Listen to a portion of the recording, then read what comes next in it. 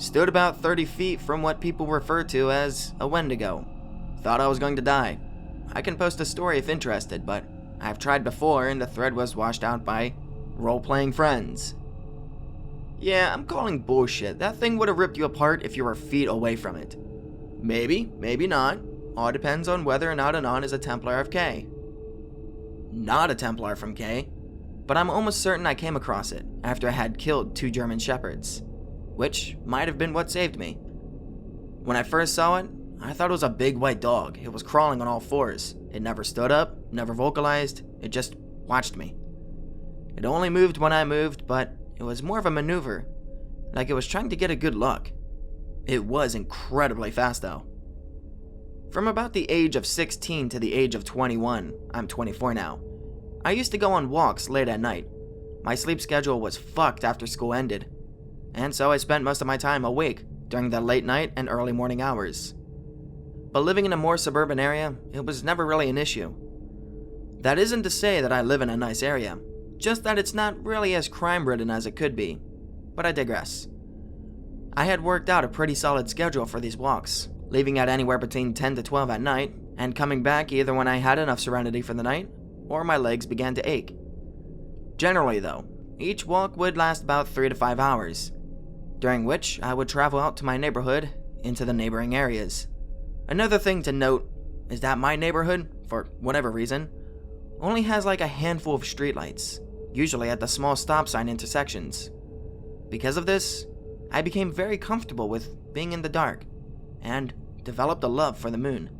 I always made it a point to leave a little earlier during full moons to enjoy the peace, the silence, and the glow that the pure moonlight casts over everything. So anyway, on to this particular night. It was fall. I remember because the air had just begun to carry a chill, and a really specific sort of smell that seems to come with the changing of the seasons. I left a little later than normal that night, having been distracted by gaming. I do distinctly recall staring up at the moon, and being overcome by a strange feeling. I don't really know how to describe it, only that it felt different. Even now though, I think it was the schedule being off-kilter that particular night that caused the feeling, because that's just what makes the most sense. Anyway, I took my normal path, heading down a few streets of little note, and making my way toward a favorite stretch of road. It's one of those that have no streetlights to speak of, and the houses along the sides are bigger, the type with the big yards pushing the buildings 100 or so feet out from the roadside. I remember seeing the road and staring into the darkness, accustomed to the sight even with the moon as bright as it was. It always gets brighter inside, it's just a trick of the shadows, since there are some spots on the road that are covered pretty heavily with trees. And I was almost overcome with a very specific feeling, one that I hadn't felt in several years of taking these walks. Dread. To be completely honest, I was surprised at myself, and irritated. And it was that irritation that made me continue walking. I ended up quietly humming to myself as I entered the darkness, Layla by Derek and the Dominoes, if you're curious, and I had made it about 100 yards down the road, when I heard a loud scuffling down the driveway to my left, about 10 yards away from me. I moved into a heavily shaded area and watched, noting that whatever was moving down the gravel driveway was big and sounded like a dog.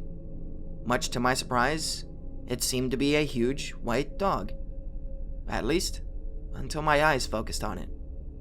In the moonlight, sometimes things take on an eerie glow, and shapes can be misconstrued. So, I was only watching it with curiosity until it got a little closer. And I realized that it wasn't white fur shining in the moonlight, but it was skin.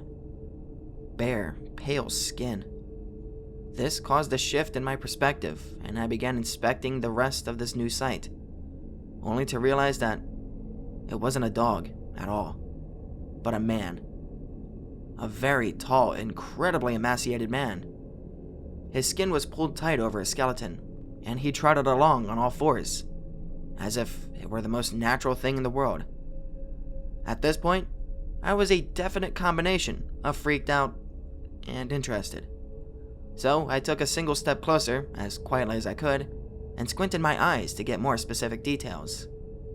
Its legs seemed to be normally shaped, as far as the humans go, but the forearms were elongated, giving it a very surreal hunch that was, obviously, not human.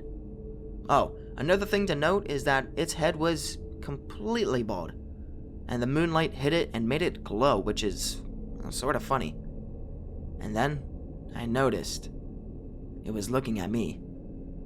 The light reflected off its eyes with a dim yellow shine, which is what drew me into getting a good look at its face. It was featureless, not blank, but there was nothing notable about it. It had no ears that I could see. Its nose, if it wasn't a trick of the light, was very small, no lips to speak of, and it just stared. We stared at each other for several long seconds, my mind reeling as I struggled to come to some sort of solution for how I could get out of the situation. But none came. That is, until a car's headlights flashed down the road. In my idiotic half panic, I turned my head to see if the car was coming down the road I was on. And as soon as I did, I heard a rapid, heavy shuffling. I jerked my head back and the thing was gone. I struggled with keeping my fear in check and made a cursory scan of the area around me. And I found it, sitting in the yard to my left. It was about 20 feet away this time, sitting in the big yard just outside of the light, being given off by the home's porch light. It was one of those huge yards that I mentioned earlier, so there was some space between it and the house too. The only reason I noticed it at all was because I had caught the very end of its movement. Otherwise, the yard was heavily shaded by a bunch of trees. So I stared. And it stared. We watched each other, me standing on the side of the road in the dark, and it hunched down in the yard, motionless as far as I could see. Finally, my mind settled into a solution I could actually make work. I have phone shortcuts, and I know my best friend is awake, as I had been talking to him before I left. So I called him, never taking the phone from my pocket, until I heard the muffled, "What's up?" of my friend answering. I placed my hand over the light sensor of the screen to make sure it was dark when I pulled it from my pocket. I placed the phone to my head and said, "I'm on insert street name. Get here as soon as you can."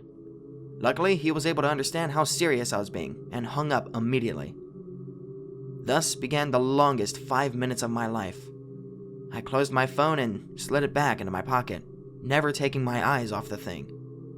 Fortunately for me, it seemed keen on simply staring in return.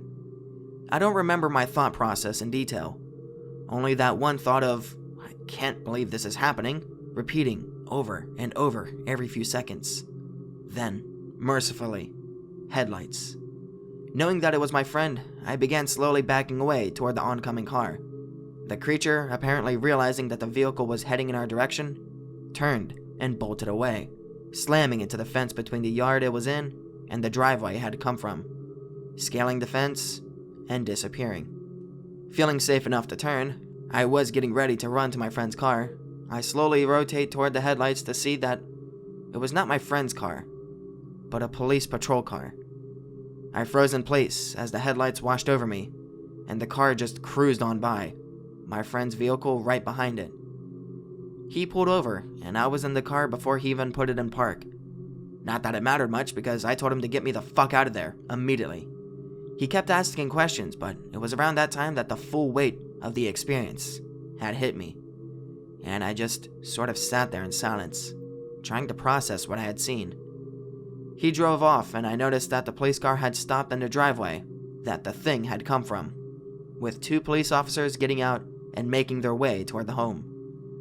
It occurred to me then that if they had been called by the owner of the house, a woman with her 2 big German shepherds, that if she had reported a disturbance, the cops would most likely have stopped and questioned me, unless they were given a more specific description. And like I said, I haven't seen those dogs since.